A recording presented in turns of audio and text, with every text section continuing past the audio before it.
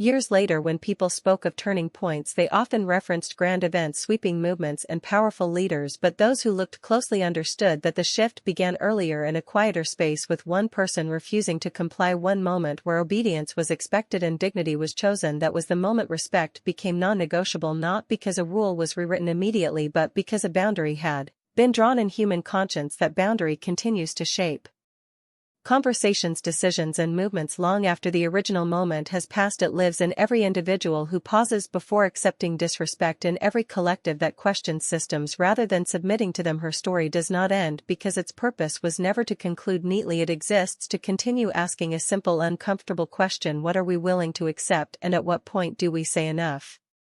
In the end, her legacy is not measured by recognition or praise but by the quiet changes that followed, by the people who found the courage to stand in their own moments of reckoning. She proved that respect does not need permission and dignity does not require validation from power. It requires clarity, resolve, and the willingness to endure discomfort for the sake of truth. The moment she chose herself, she also chose a future where fewer people would be asked to shrink in silence, and that choice continues to echo, not as noise but as presence, steady, unyielding, and deeply human. The moment respect became non-negotiable was not a single point in time, it became a standard, and once a standard is raised it can never be lowered again. But those moments passed because she understood that invisibility had never protected her, it had only delayed confrontation. Respect once claimed demands to be maintained not just for oneself but for those watching quietly from the edges. She became a quiet presence rather than a loud figure, someone people sought not for spectacle but for grounding. She spoke when needed, rested when she could, and learned to protect her peace in ways she never had before. She understood now that courage without care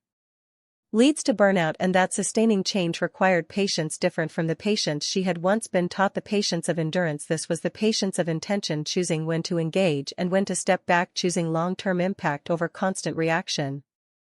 As time moved forward, her name settled into history, but her humanity risked being lost beneath layers of interpretation. She was often portrayed as fearless, unwavering, iconic, but the truth was more complex and more important. She had been afraid deeply, so she had hesitated. She had doubted. The power of her story lived not in perfection but in the fact that she acted anyway. She did not wait to feel brave, she acted because she knew that waiting would only reinforce the very system that diminished her. That lesson quietly traveled far beyond her own circumstances. It reached people facing different kinds of injustice in different places, reminding them that respect is not situational and dignity is not negotiable. The form of resistance might change, the setting might differ, but the principle remains the same. There comes a moment when accepting less costs more than standing firm, and that moment defines not only individuals but entire societies.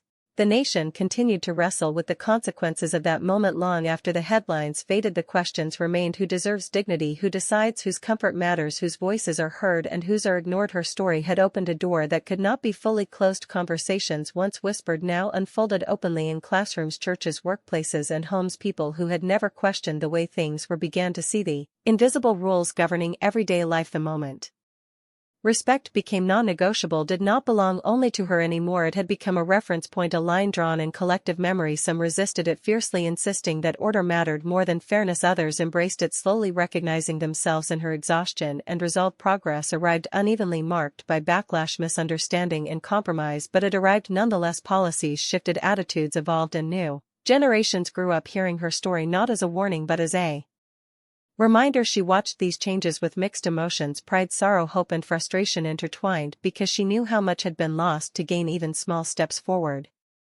Her personal life remained grounded in ordinary realities. She still worried about bills, about safety, about the future. She still faced moments of doubt when the weight of what she had set in motion felt overwhelming. There were days when she wished she could disappear back into anonymity, when the simplicity of being unseen seemed tempting.